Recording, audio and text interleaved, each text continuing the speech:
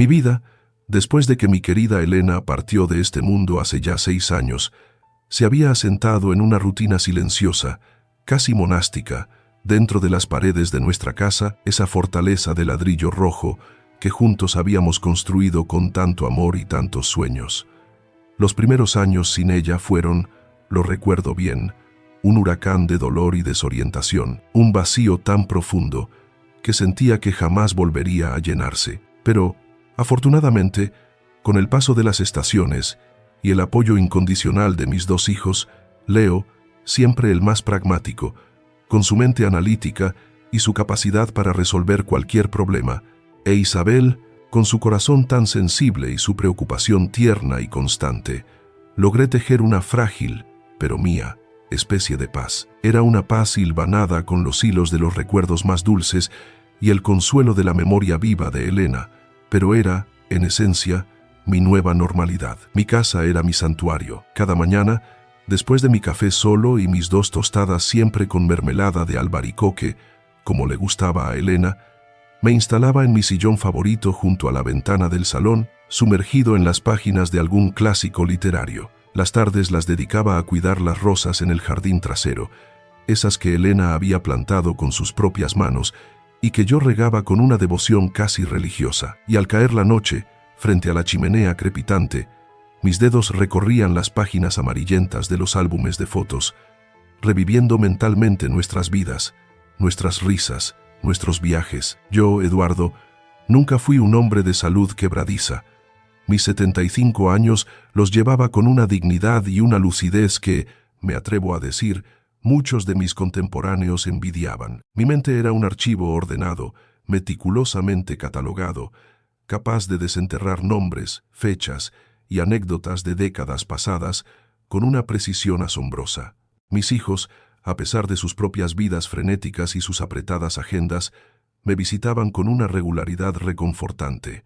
Leo se encargaba de supervisar mis finanzas, siempre asegurándose de que cada céntimo estuviera en su lugar y que mis facturas se pagaran a tiempo. Isabel, con su dulzura innata, me sorprendía con pasteles caseros, nunca tan buenos como los de Elena, pero hechos con el mismo amor, y me mantenía al día con las últimas aventuras y travesuras de mis queridos nietos, Elena y Marcos. Sentía que, a pesar de la ausencia física de mi amada Elena, mi vida seguía siendo plena, rebosante del amor de mi familia, o al menos eso era lo que mi corazón creía con toda su fuerza. Sin embargo, la primera señal, el primer susurro inquietante de que algo en mi fortaleza mental no andaba del todo bien, fue sutil, casi imperceptible, como una brizna de niebla en un día soleado. Una mañana de primavera, mientras regaba el rosal favorito de Elena, me encontré a mí mismo de pie,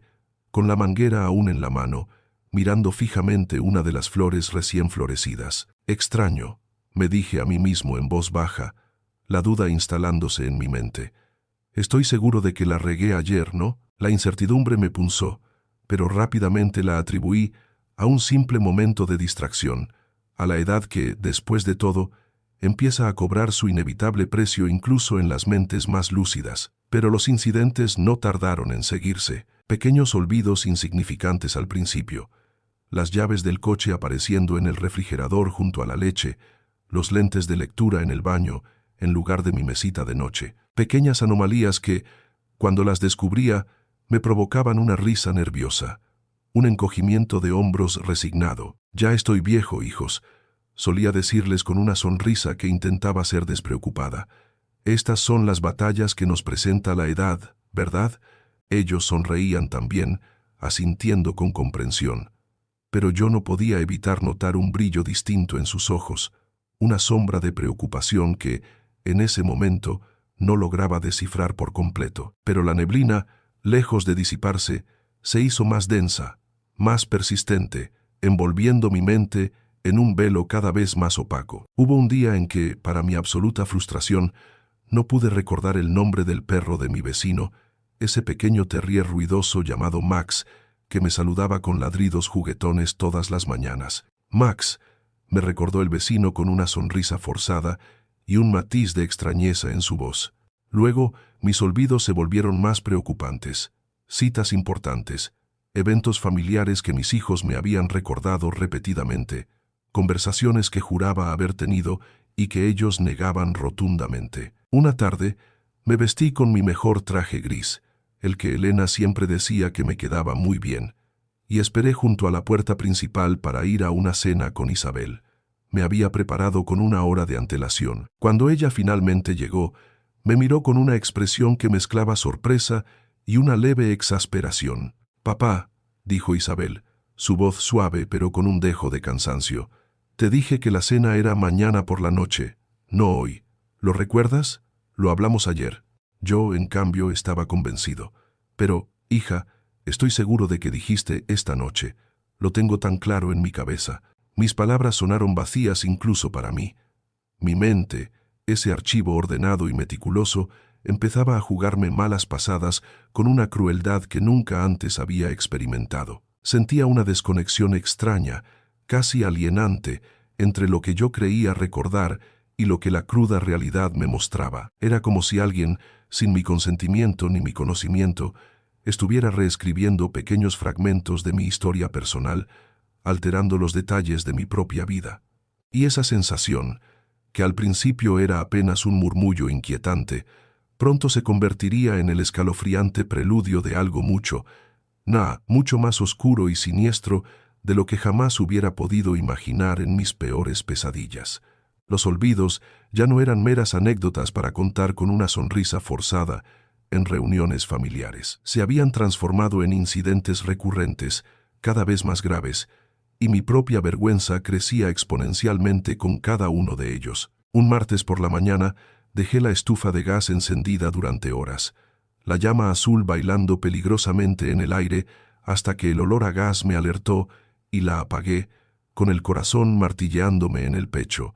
Otro día me olvidé por completo de mi medicación diaria, esa pequeña pastilla azul para el corazón que el cardiólogo me había recetado rigurosamente y que Leo me recordaba religiosamente cada mañana con una llamada puntual. El pánico me invadió al darme cuenta al anochecer, una sensación de vulnerabilidad que me dejó tembloroso. La preocupación en los ojos de mis hijos, antes un brillo fugaz de inquietud, se había transformado en una sombra constante, densa y casi palpable. Sus visitas, que solían ser momentos de alegría desbordante y anécdotas compartidas, ahora se teñían de preguntas inquisitivas, de observaciones cautelosas que me hacían sentir bajo un escrutinio constante. «Papá, ¿seguro que te tomaste la pastilla hoy?», preguntó Leo una tarde, su voz intentando sonar casual, casi despreocupada, pero con un tono subyacente de ansiedad que no pasó desapercibido para mí. Isabel, por su parte, se sentaba a mi lado en el sofá, su mano suave y cálida sobre la mía, sus ojos grandes y llenos de una compasión que me desarmaba. «¿Estás durmiendo bien, papá?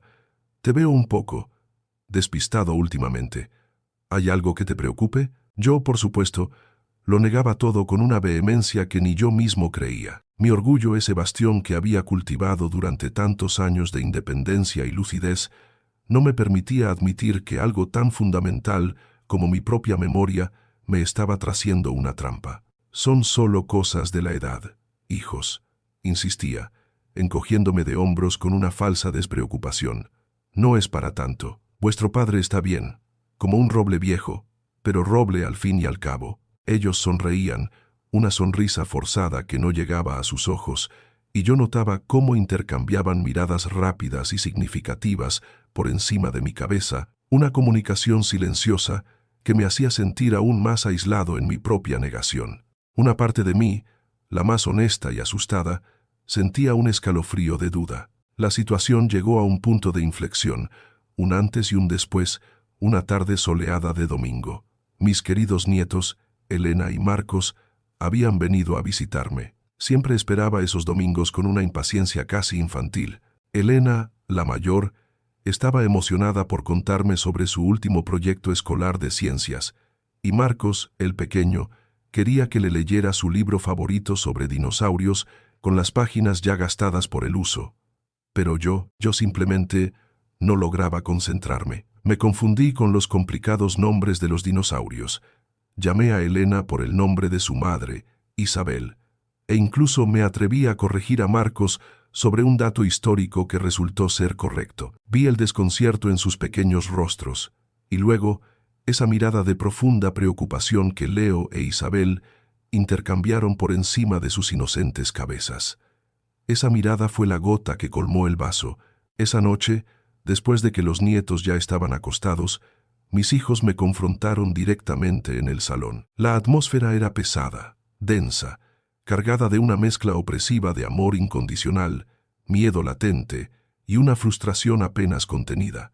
«Papá», comenzó Leo, su voz firme pero suave, cargada de una preocupación evidente. «Esto no puede seguir así. No podemos ignorar lo que está pasando. Últimamente, has estado olvidando cosas realmente importantes. Te dejamos la estufa encendida. No tomaste tu medicación el otro día. Los vecinos nos llamaron porque te encontraban desorientado en el jardín, buscando a mamá». Isabel, con los ojos visiblemente vidriosos y la voz quebrada por la emoción, añadió: «Nos preocupa mucho tu seguridad, papá, y tu salud. No queremos que te pase nada, ni a ti ni a nadie por un accidente». Yo, por supuesto, intenté defenderme con uñas y dientes. «Estoy bien. Son solo pequeños despistes, Leo. Isabel, estás exagerando. Vuestro padre está perfectamente». Pero mis palabras sonaban huecas, incluso para mí. Sabía en el fondo de mi corazón que tenían razón. Sentía esa neblina asfixiante en mi cabeza, esa sensación cada vez más fuerte de que mi mente ya no era del todo mía, de que se me escapaba como arena entre los dedos. Pero la idea de perder mi preciada autonomía, de que me vieran como un anciano incapaz, un estorbo, era simplemente aterradora. Era el fin de mi dignidad. Entonces Leo, con una solemnidad que me hizo encoger el alma, expuso su plan. Un plan que, según él, era la solución perfecta, la tabla de salvación para todos nosotros. «Hemos estado investigando, papá. Hay unos nuevos avances tecnológicos realmente revolucionarios que pueden ayudar a monitorizar tu salud cerebral, a prevenir estos olvidos. No es invasivo, es algo muy discreto.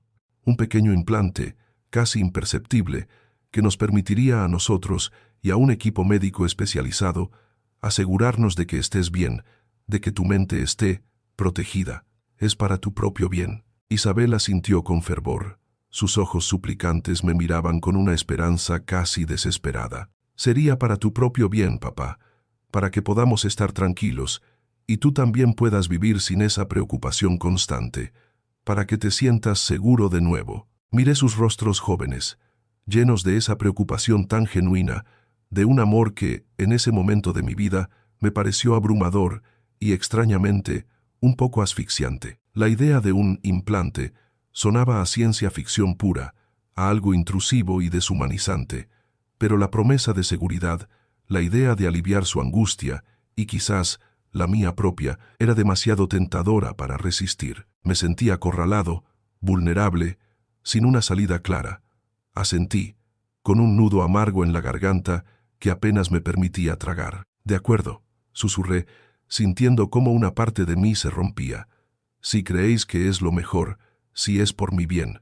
Ese fue el comienzo de una serie de decisiones que, sin saberlo, me llevarían por un camino mucho más oscuro y laberíntico de lo que jamás hubiera podido imaginar.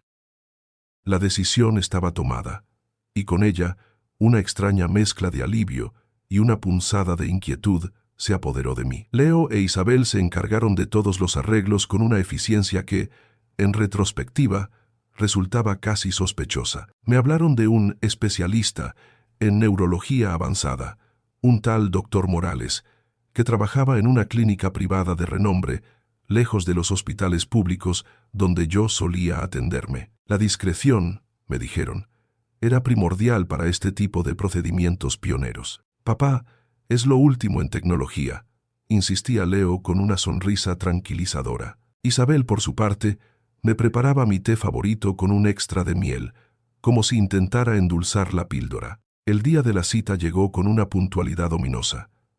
La clínica, a diferencia de los asépticos y ruidosos hospitales que conocía, era un lugar de mármol pulido y silencio reverencial. Las paredes estaban adornadas con arte abstracto, y el aire olía a desinfectante, mezclado con una fragancia floral tenue. Sentía una incomodidad creciente, una sensación de estar fuera de lugar, como un pez fuera del agua. Leo me acompañó, charlando animadamente sobre el clima y las noticias, pero yo apenas escuchaba. Mi mirada se posaba en cada detalle, buscando algo que me tranquilizara, pero solo encontraba una extraña perfección. El doctor Morales era un hombre joven, de unos 40 años, con gafas finas y una mirada intensa. Su bata blanca impecable y su voz suave y calmada inspiraban confianza, pero sus ojos, profundos y un tanto calculadores, me hacían sentir como si fuera un problema a resolver, más que una persona a curar. Nos sentamos en un consultorio con paneles de madera oscura y tecnología de punta que brillaba tenuemente. Me hizo una serie de preguntas rutinarias sobre mis olvidos, mi historial médico, y luego, con una sonrisa profesional, pasó a explicar el procedimiento. Señor Eduardo, lo que vamos a realizar es un pequeño implante neuromodulador. Comenzó mientras mostraba una imagen en una tableta. Era un punto diminuto, no más grande que un grano de arroz. Se inserta bajo el cuero cabelludo, detrás de la oreja. Apenas notará su presencia. Este dispositivo monitoreará la actividad cerebral, nos permitirá identificar patrones que preceden a los olvidos y, si es necesario, enviar pequeñas señales para optimizar su función cognitiva. Piense en ello como un pequeño guardián para su memoria. Sus palabras eran tranquilizadoras, científicas, y mis hijos, sentados a mi lado, asentían con entusiasmo. Leo incluso me apretó la rodilla, como para asegurarme de que todo estaba bien. La operación, me aseguró, sería ambulatoria, con anestesia local y mínima invasión. Duraría apenas 1 hora. A pesar de sus palabras, un escalofrío me recorrió la espalda. La idea de tener algo dentro de mi cabeza, de que mi mente fuera monitoreada y optimizada, me parecía una violación, un paso demasiado lejos. Pero cuando miré a mis hijos, sus rostros llenos de esperanza y alivio anticipado, la protesta se ahogó en mi garganta. ¿Cómo podía negarles esa tranquilidad, ese intento de cuidarme? Me llevaron a una pequeña sala de operaciones. El equipo era moderno, reluciente. Me pidieron que me recostara en una camilla. Una enfermera amable me afeitó una pequeña zona detrás de la oreja izquierda. Sentí la punzada de la anestesia local. Y luego, un adormecimiento progresivo. Escuchaba el zumbido de alguna máquina, las voces bajas del doctor Morales y su asistente. No sentí dolor, solo una extraña presión, un pequeño roce, como si algo diminuto se estuviera deslizando bajo mi piel. La operación fue tan rápida como me habían prometido. En menos de 1 hora ya estaba en la sala de recuperación, un poco aturdido, con un pequeño vendaje discreto detrás de la oreja. Leo me esperaba con una botella de agua y una sonrisa radiante. Todo salió perfecto, papá. Eres un campeón. Ahora todo va a estar bien. Isabel llegó poco después, abrazándome con fuerza. Me sentí exhausto, pero también extrañamente aliviado. Lo peor había pasado. Ahora, esa neblina en mi cabeza se disiparía. Mi mente volvería a ser la de antes, o eso creía yo, en mi ingenua confianza. No tenía idea de que, en ese preciso momento, acababa de ceder la llave de mi propia fortaleza, de mi propia voluntad, a manos de aquellos en quienes más confiaba. Los días y semanas que siguieron a la operación transcurrieron con una aparente y bendita normalidad. El pequeño vendaje detrás de mi oreja fue retirado al día siguiente, dejando una cicatriz diminuta, casi imperceptible al tacto, que se escondía perfectamente bajo mi cabello canoso. Mis hijos se mostraban más aliviados, más sonrientes que nunca. Isabel me traía comidas caseras y se quedaba a charlar durante horas. Leo pasaba a revisar mis medicinas, pero sus ojos ya no reflejaban aquella ansiedad punzante. «¿Ves, papá?», me dijo una tarde, con una sonrisa de genuina satisfacción. «Todo ha salido a la perfección. La tecnología es una maravilla cuando se usa para bien». Y yo quería creerle. Desesperadamente quería creerle. Al principio, parecía que tenían toda la razón. Los olvidos, esas humillantes lagunas en mi memoria, se hicieron menos frecuentes. Casi desaparecieron. Recordaba mis citas con el médico. Las llaves del coche aparecían siempre en su lugar habitual, sobre la mesita de la entrada, y la estufa se apagaba puntualmente después de cada uso. Sentí un respiro profundo. una oleada de gratitud inmensa hacia mis hijos por su preocupación y hacia ese pequeño milagro de la ciencia que ahora habitaba silenciosamente en mi cabeza. Mi confianza en mí mismo, tan maltrecha en los últimos meses, comenzó a restaurarse, y con ella una sensación de paz que no había experimentado desde hacía mucho tiempo. Pero esa paz era un espejismo, una melodía dulce y tranquilizadora que escondía una disonancia sutil, una nota discordante casi imperceptible al principio. Los pequeños cambios que comencé a notar no eran los que yo esperaba. No se trataba de una simple mejora de mi memoria, sino de algo mucho más profundo, más extraño. Eran pequeñas desviaciones de mi propio ser, pensamientos ajenos que se infiltraban en mi mente, decisiones que parecían mías, pero que no se sentían del todo así. La primera vez que lo noté fue durante mi sagrada rutina matutina. Siempre he sido un hombre de costumbres inamovibles. Mi café, fuerte y sin una pizca de azúcar, acompañado de 2 tostadas con mermelada de albaricoque. Un día, sin pensarlo, de una forma completamente automática, me encontré a mí mismo añadiendo 3 generosas cucharaditas de azúcar a mi taza. Me detuve en seco, la cuchara a medio camino de mi boca. ¿Por qué estoy haciendo esto?, pensé, invadido por una extraña confusión. Nunca en mi vida me ha gustado el azúcar en el café. Lo atribuí a un error, a un simple despiste matutino, y preparé otra taza. Pero al día siguiente, la mano volvió a extenderse hacia el azucarero con la misma naturalidad robótica. Era un impulso, una sugerencia interna, y la sugerencia, por alguna razón, se sentía extrañamente convincente. Luego vino el periódico. Siempre, desde que tengo uso de razón, he leído el periódico de atrás hacia adelante, empezando por la sección de deportes y terminando, a regañadientes, con la de política. Una mañana, mi mano se dirigió directamente a la primera página, a un denso artículo sobre economía internacional, un tema que siempre me había parecido mortalmente aburrido. Lo leí y descubrí con asombro que, por alguna razón, me sentía interesado. Como si mi opinión sobre ciertos temas hubiera cambiado de forma sutil, pero perceptible, durante la noche. Era como una voz dentro de mi cabeza que no era mi voz, un eco de una opinión que no se sentía como propia. Estos incidentes, aislados al principio, comenzaron a encadenarse, tejiendo una red de extrañeza a mi alrededor. De repente, sentía ganas de ver programas de televisión que siempre había detestado, o de escuchar música moderna que me resultaba estridente. Mi gusto por los clásicos, por el jazz suave de las noches de invierno, se desvanecía en favor de algo más rítmico, más agresivo.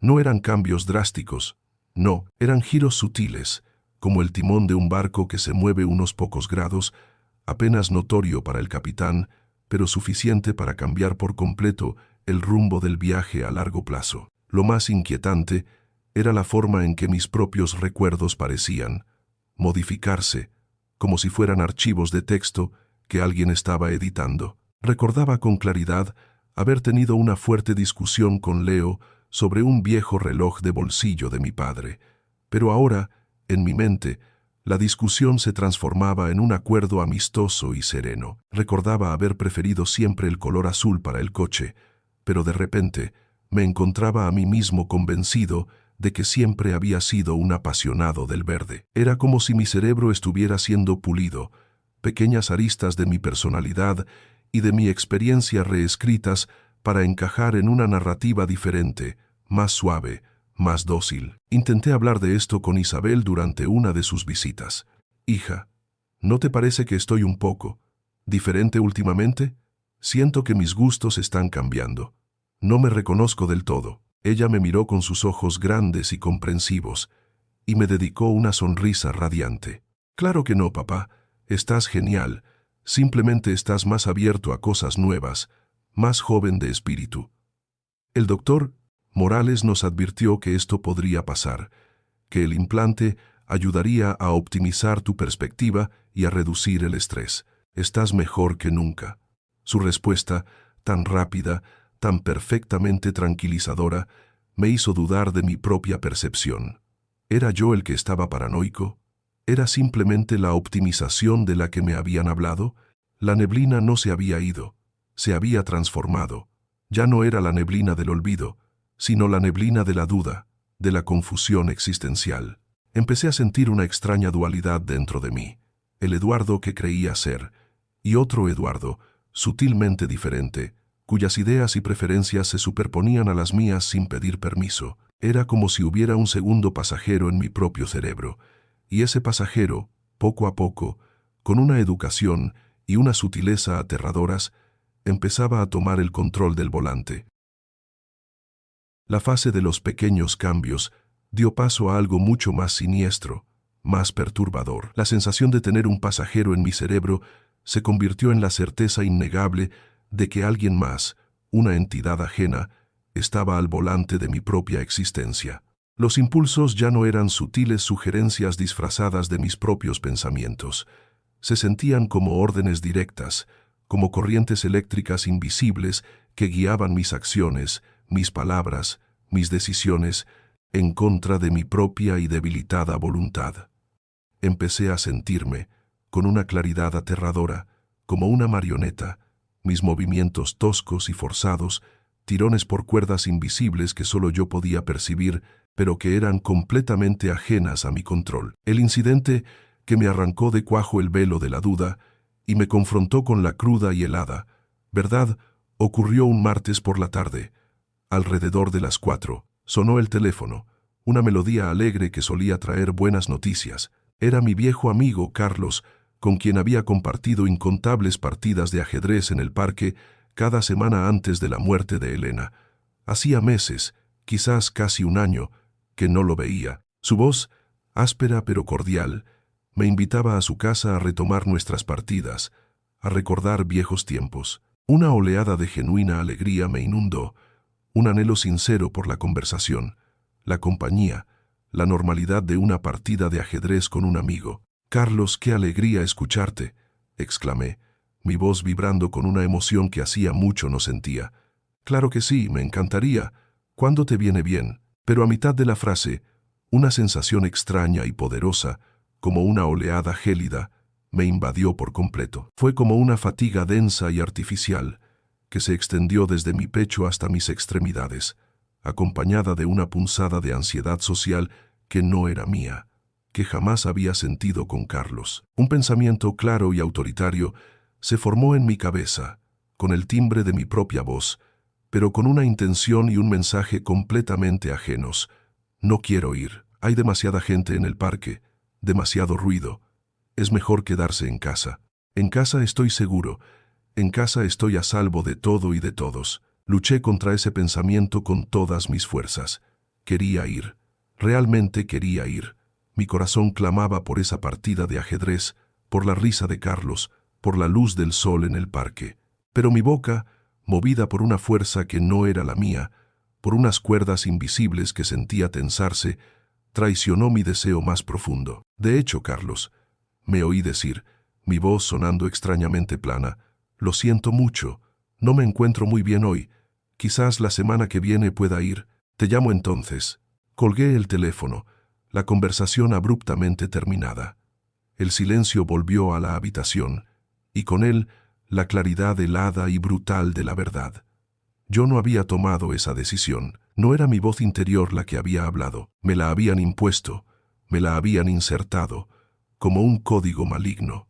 La sensación de las cuerdas de la marioneta era innegable, tangible. El guardián de mi memoria no solo me optimizaba, me estaba aislando. Me estaba encerrando en mi propia casa, en mi propio silencio. Lleno de un pánico frío que me paralizaba, decidí hacer una prueba desesperada de mi propia autonomía. Me levanté del sillón, con una determinación que me sorprendió a mí mismo, y caminé hacia la puerta principal. «Voy a salir», me dije a mí mismo en voz alta, un acto de rebelión casi patético. «Voy a caminar hasta la casa de Carlos ahora mismo. Nadie me lo va a impedir». A medida que me acercaba a la puerta, la ansiedad artificial se intensificó con cada paso. Mi corazón comenzó a latir con fuerza, un tamborileo violento contra mis costillas. Sentí un sudor frío en la nuca, un mareo repentino que nubló mi visión. Era un ataque de pánico fabricado, una barrera química y neurológica diseñada con crueldad para mantenerme dentro. Apreté los dientes, con el último resquicio de mi voluntad, y seguí adelante. Puse la mano en el pomo de la puerta, frío y pesado, y entonces la ola me golpeó con toda su fuerza. Un mareo tan intenso que las rodillas me flaquearon, una fatiga tan abrumadora que tuve que apoyarme en la pared para no caer al suelo. Me sentí completamente exhausto, como si hubiera corrido una maratón sin haber dado un solo paso. La derrota me envolvió. Me arrastré de vuelta a mi sillón, mi cuerpo flácido, mi espíritu machacado. El dispositivo no me lo iba a permitir. Cualquier decisión que implicara un contacto social no aprobado, cualquier acto de independencia, de autonomía, era castigado con estas sensaciones artificiales, con estas trampas invisibles. Mi casa se había convertido en una jaula, y mi propio cuerpo en mi carcelero. Cuando mis hijos vinieron a verme esa noche, intenté explicárselo. Con la voz temblorosa, casi quebrada, les conté la llamada de Carlos, la fatiga repentina, la inexplicable ansiedad, la horrible sensación de estar siendo controlado. Isabel me escuchó con su habitual expresión de infinita paciencia, sus ojos grandes fijos en los míos, pero sin un atisbo de verdadera comprensión. Papá, es normal, absolutamente normal. El doctor Morales nos advirtió que el neuromodulador a veces puede causar fatiga mientras tu cerebro se adapta y crea nuevas conexiones neuronales. Solo estás cansado, no debes forzarte, tienes que escuchar a tu cuerpo y descansar. Pero no es mi cuerpo, protesté, mi voz un débil quejido. No son mis sentimientos. Yo quería ir, ellos no me dejaron ir. Claro que lo son, papá, dijo Leo, con esa lógica aplastante y esa calma exasperante. ¿De quién más podrían ser? Solo estás experimentando tu propio proceso de curación de una forma nueva. Es un camino difícil, pero estás mejorando. Tienes que confiar en el tratamiento. Confía en nosotros. Siempre estamos aquí para ti. Confía en nosotros. Esa frase de nuevo. Me miraban con tanto amor, con tanta preocupación, que mi propia realidad, mis propias sensaciones, comenzaban a parecer las de un loco, de un paranoico. ¿Y si tenían razón? ¿Y si esta era simplemente la extraña y confusa textura de la recuperación? Pero esa noche, mientras yacía en la cama, sentí las cuerdas de nuevo. Sentí el impulso de levantarme y revisar las cerraduras de todas las puertas y ventanas, algo que nunca, en mi vida, había hecho. Sentí el deseo imperioso de leer un thriller financiero, un género que siempre había detestado con todas mis fuerzas. Y obedecí.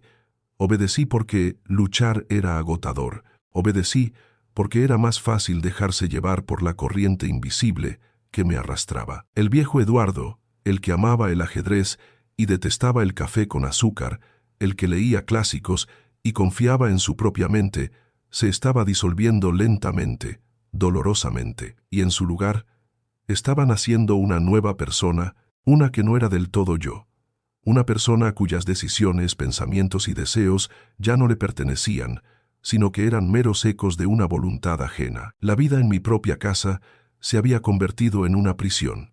Los días se sucedían, cada uno más monótono y despersonalizado que el anterior. La neblina en mi mente no se disipaba, al contrario, se había transformado en un control férreo, casi imperceptible para el mundo exterior, pero devastador para mi ser interior.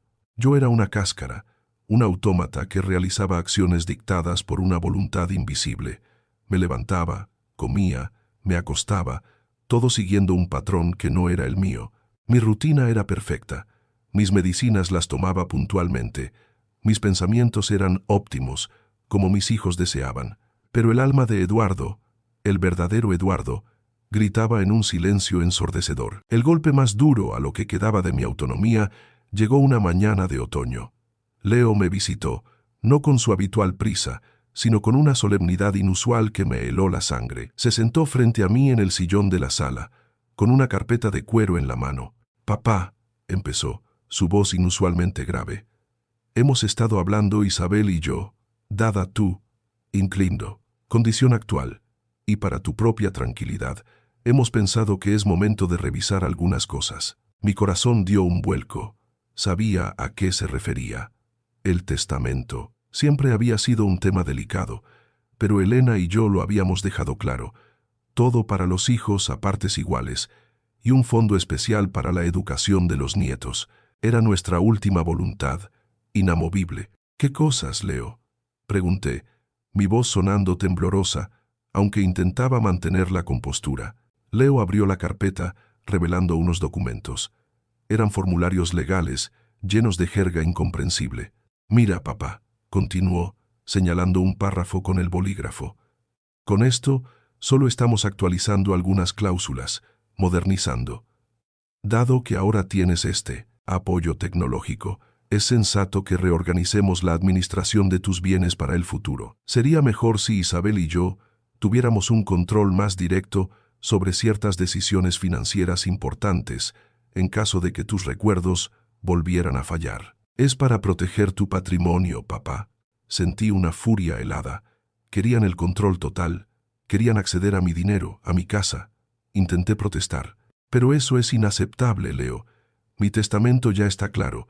Todo está repartido a partes iguales, y yo estoy perfectamente capaz de manejar mis finanzas». Pero justo cuando iba a añadir algo más, una punzada aguda, casi un latigazo eléctrico, me recorrió la parte posterior de mi cabeza.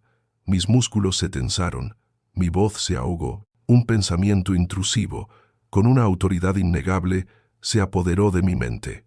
«Leo, tiene razón. Necesitas su ayuda. No estás en condiciones. Es lo mejor para todos. Confía en tus hijos». Luché con cada fibra de mi ser contra esa orden interna. Mis manos temblaban, mi frente se perlaba de sudor. Sentí la desesperación de un náufrago, pero la resistencia era inútil, la fuerza del implante era abrumadora. Mi mano, contra mi voluntad, se extendió, tomó el bolígrafo que Leo me ofrecía y firmó en la línea punteada. Cada trazo era una violación, una puñalada a mi propia identidad, mi firma, mi nombre, pero no mi decisión. Leo cerró la carpeta con un chasquido que resonó como el eco de una puerta de celda. Su rostro se relajó en una sonrisa de alivio, una sonrisa que, por primera vez, me pareció macabra. «Excelente, papá. Ya verás cómo esto te dará mucha tranquilidad. Es por tu bien, siempre por tu bien». Isabel llegó poco después, con una bandeja de té y galletas. Me sonrió con la misma dulzura de siempre, pero yo sentía que esa dulzura era una máscara. Ellos creían haberme salvado, pero me habían despojado de lo más preciado: mi voluntad, mi dignidad, el control sobre mi propia vida. Me levanté del sillón, sintiendo mi cuerpo pesado, ajeno. Caminé hacia la ventana, mis ojos fijos en el jardín, en las rosas que Elena amaba. Pero incluso el consuelo de su recuerdo se sentía distante, filtrado a través de esa neblina controladora. Era un prisionero en mi propia casa, en mi propio cuerpo, y ahora, también, en mi propio destino. Y la única verdad que me quedaba era el silencio ensordecedor de mi alma, gritando contra las cadenas invisibles de mis propios hijos. Los días se convirtieron en semanas, las semanas en meses, y yo seguía siendo un autómata, un espectador impotente de mi propia vida. Las cuerdas se habían tensado, y la voluntad invisible me guiaba con una precisión terrorífica. Firmar aquel testamento modificado había sido el punto de no retorno. Ya no luchaba. La resistencia era agotadora y, francamente, inútil. Me había convertido en un reflejo pálido de Eduardo, un eco distante de quien fui. Mis hijos estaban tranquilos, convencidos de que mi tratamiento funcionaba a la perfección. Mis finanzas, ahora bajo su cuidado, fluían sin problemas. Mi casa, antes mi refugio, se había transformado en una jaula de oro, donde los barrotes eran invisibles pero inquebrantables. La rutina era mi nueva prisión. Despertaba, comía, veía la televisión programas que nunca habría elegido, realizaba pequeñas tareas domésticas, siempre las que parecían apropiadas para un anciano delicado, y me acostaba, todo bajo la mirada silenciosa de esa voz interna que se había vuelto mi tirano. Había perdido la esperanza de que alguien notara la verdad detrás de mi fachada de anciano recuperado, pero la vida, incluso en sus momentos más oscuros, a veces nos lanza un salvavidas inesperado. Un miércoles por la mañana, mientras regaba las rosas, una actividad que, milagrosamente, aún me permitían disfrutar sin interferencias significativas. Escuché el timbre de la puerta. Era una melodía diferente a las habituales, no el alegre tintineo de un repartidor, ni el conocido tañido de mis hijos. Al abrir, mi corazón dio un vuelco. Allí estaba, con su melena plateada al viento y una sonrisa radiante que no había cambiado en décadas. Sofía. Sofía había sido la mejor amiga de Elena desde la universidad y mi confidente ocasional en los años de matrimonio. Sofía había viajado mucho después de enviudar y nuestra comunicación se había limitado a alguna postal esporádica. Verla allí, de pie en mi porche, era como ver un fantasma del pasado, un ancla a mi yo anterior. «Eduardo, mi querido Eduardo», exclamó, abrazándome con una fuerza sorprendente para una mujer de su edad. Su perfume, una mezcla de lavanda y jazmín, me transportó de golpe a tiempos mejores. «Sofía, pero qué sorpresa», logré articular, mi voz sonando ronca por la falta de uso. Intenté sonreír, pero sentí mis músculos faciales tensos, casi oxidados. Ella entró en la casa, sus ojos curiosos examinando cada rincón, cada cambio. Apenas nos sentamos en el salón, con 2 tazas de té humeante, ella siempre supo que lo prefería de manzanilla, comenzó a hablar, con esa franqueza que la caracterizaba. «He oído cosas, Eduardo, de Leo, de Isabel. Dicen que has estado un poco mal. ¿Qué te pasó?» Me preocupé mucho al no tener noticias tuyas por tanto tiempo. Le conté una versión edulcorada de los olvidos, la preocupación de mis hijos, el implante y cómo me había ayudado a recuperar la claridad. Mientras hablaba sentí la voz interna, la del implante, guiando mis palabras, asegurándose de que mi relato fuera coherente con la narrativa que mis hijos habían construido. Mi tono era calmado, casi monótono, la voz de un anciano en paz. Pero Sofía no era como mis hijos. Ella me conocía. Después de escucharme pacientemente, sus ojos se entrecerraron. «Eduardo», dijo, su voz repentinamente seria, casi cortante. «No te creo. Te conozco desde hace 40 años. Sé cómo te ponías cuando mentías, incluso cuando intentabas ser convincente. Y ahora mismo no te ves bien. Te ves vacío, como si una parte de ti se hubiera apagado». La punzada de la verdad fue como un rayo. Quería gritarle que tenía razón, que me habían robado mi ser, pero el implante se activó. Una oleada de irritación artificial me invadió. «Sofía, por favor, no digas tonterías. Estoy mejor que nunca. Estás siendo paranoica». Mi voz sonó más fuerte de lo que pretendía, con una agresividad que no era mía. Sofía retrocedió ligeramente, sorprendida por mi arrebato, pero luego sus ojos se suavizaron y una comprensión terrible pareció iluminar su rostro. «Ah», dijo, con un tono bajo, casi un suspiro. «Así que es eso. Entiendo mucho mejor ahora». Ella no se retractó, no se disculpó. Solo me miró con una compasión que me destrozó el corazón. Había visto a través de la máscara, había sentido las cuerdas invisibles que me movían, y en ese momento, una diminuta chispa de esperanza, la primera en mucho tiempo, se encendió en mi interior. Quizás, solo quizás, no todo estaba perdido. Quizás Sofía podría ser mi salvación. La mirada de Sofía, cargada de una comprensión dolorosa, fue un bálsamo y una condena al mismo tiempo. Un bálsamo porque, por fin, alguien veía a través del velo. Alguien entendía la prisión invisible en la que vivía. Una condena, porque sabía el peligro que ella corría al sospechar. Después de su visita, el implante se activó con más fuerza, intentando borrar ese encuentro, sembrar dudas sobre la realidad de la conversación.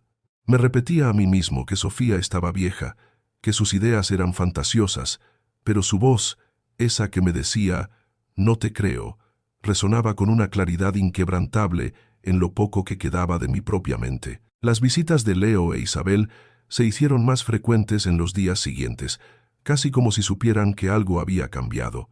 Me observaban, sus ojos escudriñando cada uno de mis gestos. «¿Estás seguro de que Sofía se encuentra bien, papá?», preguntó Isabel una tarde, con una inocencia forzada. Nos pareció un poco alterada. «Está perfectamente», respondí, mi voz monótona, pero sintiendo la resistencia interna al no poder decir lo que realmente pensaba. Solo está preocupada por mí. Leo me miró con una ceja alzada, un gesto que siempre me hacía sentir pequeño. Ya le dijimos que todo está bajo control. No tiene por qué meterse donde no la llaman. Sentí una punzada de ira, pero el implante se encargó de ahogarla, sustituyéndola por una extraña indiferencia. Ellos no sabían con quién se metían. Sofía, a pesar de su edad, siempre había sido una mujer de principios inquebrantables y una astucia notable. Y mi intuición, esa que aún lograba perforar la neblina, me decía que no se había quedado de brazos cruzados. Mis sospechas se confirmaron una semana después, de la manera más brutal e inesperada.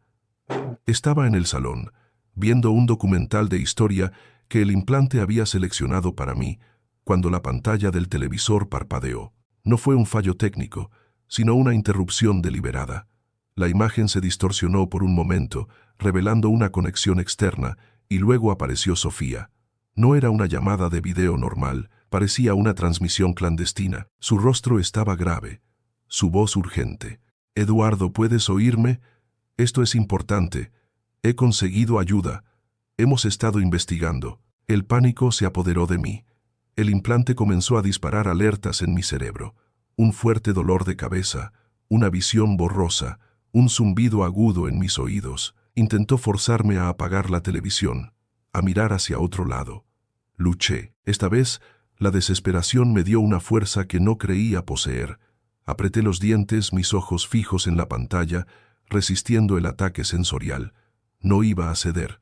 No ahora. Sofía, viendo mi lucha, continuó rápidamente, casi gritando. «No te controlan solo para la memoria, Eduardo. Te pusieron un chip de control cerebral. Lo descubrí con un amigo técnico. Tus hijos están manipulando tus decisiones, tu testamento, tu vida. El doctor Morales trabaja para ellos». Las palabras de Sofía fueron como puñaladas, cada una más dolorosa que la anterior. Control cerebral, manipulación, mis propios hijos. La verdad, desnuda y horrible, se estrelló contra mí con la fuerza de un tsunami. Recordé los pequeños cambios, el café con azúcar, el periódico, la imposibilidad de salir, la firma del testamento. Todo encajaba. La neblina no era enfermedad, era control. Mientras luchaba por procesar esta revelación monstruosa, la pantalla mostró una imagen. Era una captura de pantalla de un sofisticado software. MySica. En el centro, un pequeño punto brillante. Dispositivo neuromodulador, activo. ID, Eduardo R. Y debajo, una serie de parámetros, controles y, lo más aterrador, un historial de ajustes y sugerencias aplicadas a mi cerebro. Vi fechas, vi horas, vi cómo mis hijos habían sugerido que cambiara mi opinión sobre Carlos, cómo habían optimizado mi interés en las finanzas, cómo habían priorizado mi seguridad sobre mi libertad. El zumbido en mis oídos era ensordecedor, el dolor de cabeza insoportable. Mi cuerpo se convulsionó por un momento, un intento final del implante por silenciar la verdad. Pero ya era tarde. La horrible realidad ya se había arraigado en lo más profundo de mi ser. Mis propios hijos, mis queridos hijos, habían violado mi mente, mi voluntad, mi esencia. Me habían convertido en una máquina, un peón en su juego. Sofía, con la voz entrecortada, me dio las instrucciones finales. «Eduardo, no luches contra el dolor ahora. Pretende que no lo viste. No les des motivos. Mañana por la mañana, cuando tus hijos estén trabajando, vendré a recogerte. Prepara una pequeña maleta. Lo esencial. Tenemos que salir de ahí. Tenemos que quitarte esa cosa de la cabeza». La pantalla se volvió negra tan abruptamente como había aparecido. Me quedé allí, en el suelo, mi cuerpo tembloroso, mi mente un torbellino de dolor, ira y una nueva feroz determinación. El implante seguía allí, intentando borrar lo que había visto, pero ya no podía. La verdad había sido revelada, y ahora tenía que luchar, no solo por mi vida, sino por mi propia alma. La noche después de la llamada de Sofía fue la más larga y angustiosa de mi vida. Cada sombra en la habitación parecía esconder una amenaza. Cada crujido de la casa, el sonido de mis hijos entrando para revisarme. El implante, furioso por la intrusión de Sofía y la verdad que había revelado, no dejaba de atacarme. Sentía punzadas de dolor agudo, oleadas de náuseas y mareos, intentos desesperados por borrar lo que había visto y oído, pero ya no era tan efectivo. La verdad, aunque dolorosa, me había dado una nueva fortaleza, una resistencia que el chip no podía doblegar del todo. Pasé las horas mirando el reloj, esperando el amanecer, el momento de mi huida. Alrededor de las 3 de la madrugada, cuando el silencio era más denso, me levanté sigilosamente. Con el corazón martilleando, preparé una pequeña maleta. Algo de ropa, mis documentos más importantes, una vieja foto de Elena. Cada movimiento era una victoria sobre la influencia del implante, que intentaba hacerme sentir débil, ansioso, adormecido. Logré terminar, y me senté junto a la ventana, esperando el coche de Sofía. Pero el destino, o la astucia de mis hijos, tenía otros planes. El sol apenas comenzaba a asomarse por el horizonte, tiñendo el cielo de tonos rosados y naranjas, cuando escuché el ruido de un coche familiar. No era el de Sofía, eran las voces de Leo e Isabel. Mi corazón se encogió. Habían llegado mucho antes de lo habitual. ¿Sabían algo? ¿Los había alertado el implante o su propio sistema de monitoreo? La puerta principal se abrió. Se oyeron sus pasos. No había forma de escapar. Estaban allí, en mi propia sala, mirándome con una mezcla de preocupación forzada y una extraña tensión en sus ojos. Inés, Leo llevaba su tableta en la mano, sus dedos tecleando furiosamente. «Papá», dijo Isabel, su voz dulce como siempre, pero ahora me sonaba como veneno. «Te vimos levantado. ¿No pudiste dormir? ¿Te encuentras bien?» Antes de que pudiera responder, Leo interrumpió, su voz gélida y autoritaria. «El implante ha registrado una actividad cerebral anómala y una interrupción en el sistema anoche». «¿Qué pasó, papá? ¿Alguien intentó contactarte? ¿Fue Sofía?» La máscara de cordialidad se había roto. La verdad, por fin, iba a salir a la luz. Respiré hondo. El dolor en mi cabeza era intenso, pero la ira y la indignación me daban la fuerza. «Sí, fue Sofía», grité, mi voz temblorosa de rabia acumulada. «Y me dijo la verdad, me dijo lo que me habéis hecho. Me habéis puesto un chip para controlarme, para robarme mi voluntad, mi vida, para manipular mi testamento». El silencio se instaló, un silencio ensordecedor. Los rostros de mis hijos, antes tensos, se contrajeron en una mezcla de sorpresa y una frialdad calculada. Leo bajó la tableta, sus ojos clavados en los míos. Isabel se llevó una mano a la boca, sus ojos grandes y llenos de lo que parecía miedo o tal vez remordimiento. «Papá, ¿de qué estás hablando?», dijo Isabel, su voz ahora un susurro tembloroso. «Estás delirando. Sofía está senil, te ha metido ideas extrañas en la cabeza». «No estoy delirando», repliqué, con la voz más fuerte de lo que creía posible. «Sé lo que soy, sé lo que me habéis hecho.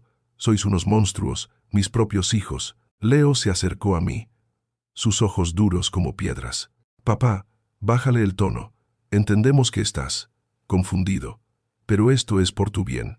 Siempre ha sido por tu bien. Tu memoria estaba fallando, tu estabilidad, tu seguridad. Teníamos que protegerte, y proteger lo que es tuyo. ¿Proteger lo mío o proteger lo vuestro?», espeté, el dolor de la cabeza arreciando. «Queríais mi dinero, mi casa. Me habéis convertido en un esclavo en mi propia mente». Isabel se echó a llorar, sollozos silenciosos que me destrozaron el corazón.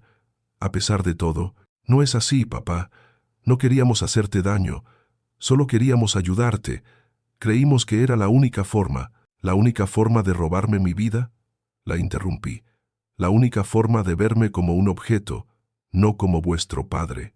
La confrontación fue un torbellino de acusaciones, negaciones y lágrimas. Mi corazón se rompía al ver la frialdad de Leo, la debilidad de Isabel. No había vuelta atrás. La línea entre el amor y la traición se había borrado por completo. Yo, que siempre los había amado con todo mi ser, ahora solo sentía un vacío inmenso, un dolor agudo de la más profunda traición. La familia, mi mayor tesoro, se había convertido en mi peor pesadilla. Y lo más aterrador es que ellos, mis propios hijos, parecían sinceramente convencidos de que todo lo que habían hecho era por mi propio bien. Esa era la verdadera locura. La confrontación en el salón, bajo la primera luz del amanecer, fue un clímax brutal que había estado gestándose durante meses. Las palabras hirieron más que cualquier golpe, y la frialdad en los ojos de Leo, combinada con las lágrimas desesperadas de Isabel, grabó a fuego en mi memoria la imagen de su traición. Sabían que sabía. La verdad había salido a la luz, y no había forma de volver atrás. «Papá, por favor, cálmate», dijo Leo, su voz intentando recuperar el tono autoritario de siempre, pero ahora con un matiz de nerviosismo que no había oído antes. «Estás alterado, déjanos explicarte. Todo lo que hicimos fue para protegerte». «¿Proteger qué, Leo?», espeté, mi voz ronca de tanto gritar. «Mi dinero, vuestra herencia. Me habéis robado más que bienes materiales. Me habéis robado mi mente, mi dignidad, mi propia identidad». Isabel, entre sollozos, intentó acercarse a mí. «No es así, papá. Nadie te ha robado nada. Solo queremos que estés seguro». Pero yo la detuve con un gesto. El implante seguía allí, intentando sembrar confusión, pero la furia que sentía era más fuerte. Era la furia de un hombre traicionado, de un padre engañado. «No te acerques», le advertí. «Ya no confío en vosotros. No sois mis hijos, sois carceleros». La situación era explosiva. Leo, viendo que la conversación no llevaba a ninguna parte, sacó su teléfono. «Vamos a llamar al doctor Morales», dijo, con una decisión fría. «Él sabrá cómo tranquilizarte. Esto es una crisis». Fue en ese preciso instante cuando el sonido de un claxon, fuerte y prolongado, resonó desde la calle. Era Sofía. Había llegado. Mi corazón dio un brinco. Había una oportunidad. «Ella está aquí», grité, señalando hacia la puerta. «Sofía, ella me va a ayudar. Ella sabe la verdad». Leo e Isabel intercambiaron una mirada de pánico genuino. La idea de que Sofía, una mujer astuta y con contactos, se hubiera involucrado, los aterrorizaba. Leo intentó interponerse, pero la adrenalina me dio una fuerza inesperada. Lo empujé a un lado, tropezando, y corrí hacia la puerta. La imagen de Sofía al volante de su viejo Renault, su rostro preocupado, fue un faro en mi oscuridad. Abrí la puerta de golpe y me lancé hacia el coche. Detrás de mí escuché los gritos desesperados de mis hijos. «Papá, no. Vuelve. No sabes lo que haces. Sofía es peligrosa». Pero ya no los escuchaba.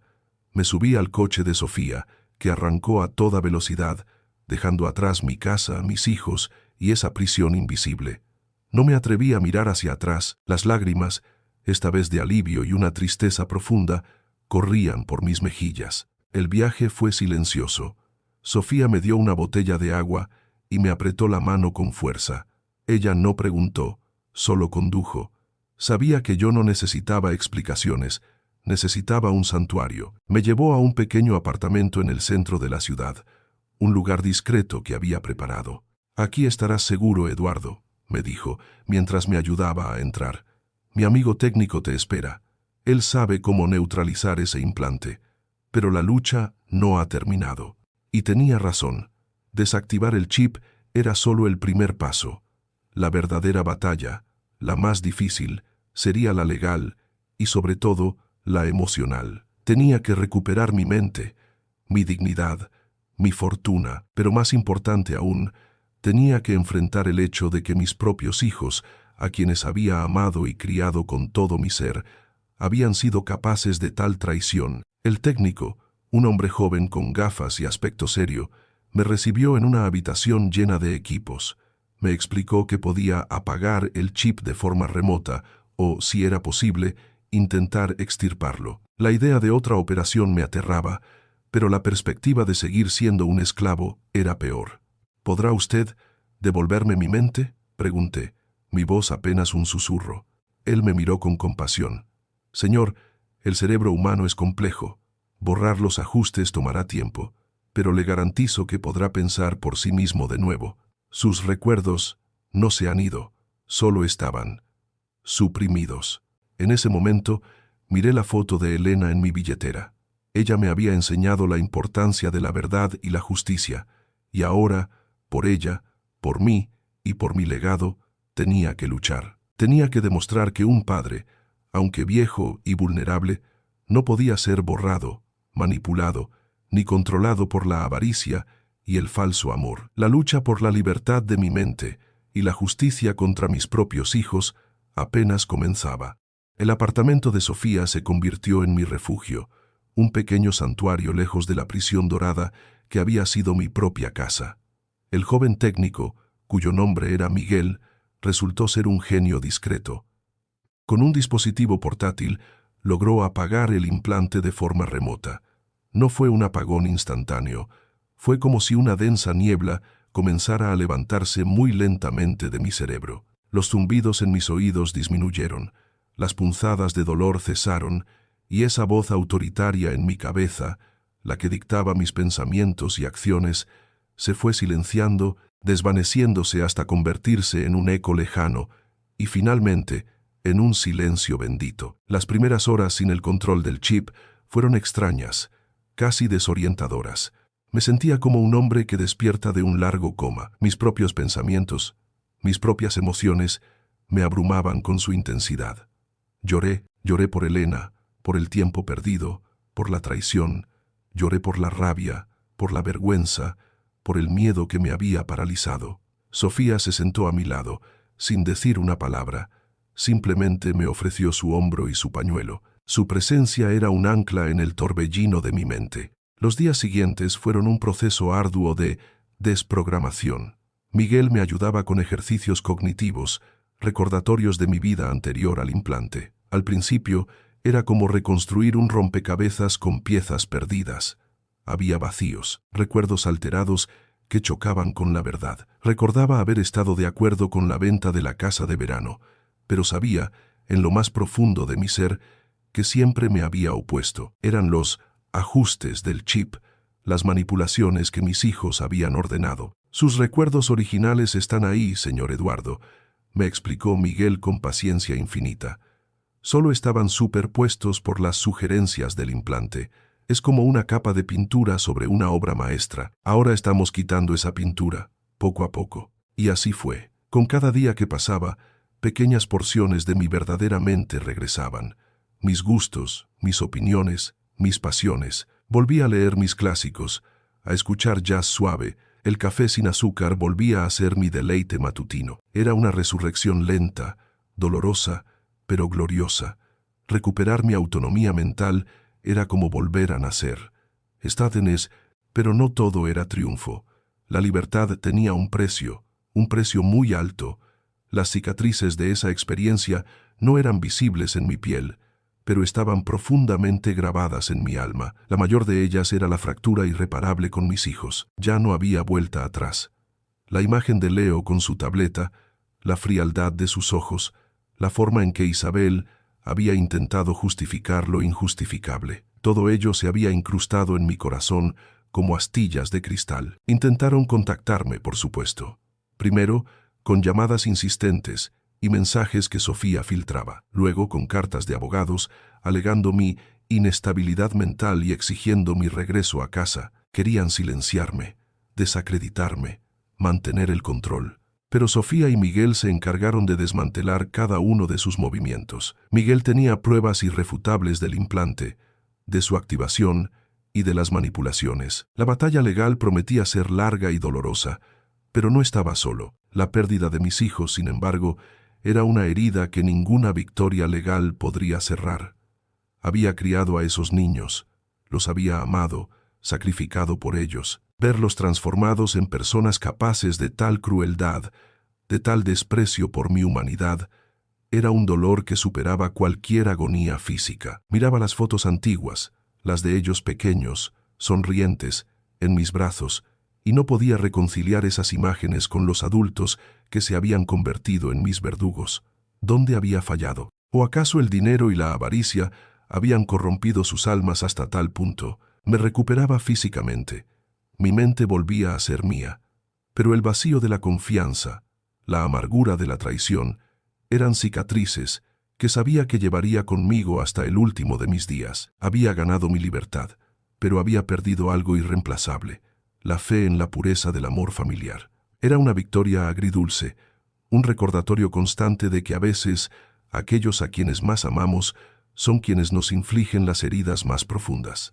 Han pasado 2 años desde aquel día en que Sofía me rescató de mi propia casa, de mi propia mente secuestrada. La batalla legal fue, como predijeron, larga y tortuosa. Mis hijos, respaldados por el doctor Morales, intentaron por todos los medios desacreditar mi testimonio, alegando demencia senil y paranoia. Pero Miguel, con su genio discreto, presentó pruebas irrefutables, grabaciones de la transmisión ilegal del chip, historiales de los ajustes realizados a mi cerebro, peritajes técnicos que demostraban la existencia y funcionalidad del implante. La verdad, aunque chocante para el tribunal, era innegable. La sentencia fue un golpe devastador para Leo e Isabel. Se les retiró el control de mis bienes y se les impusieron severas multas por fraude, manipulación y abuso de un anciano.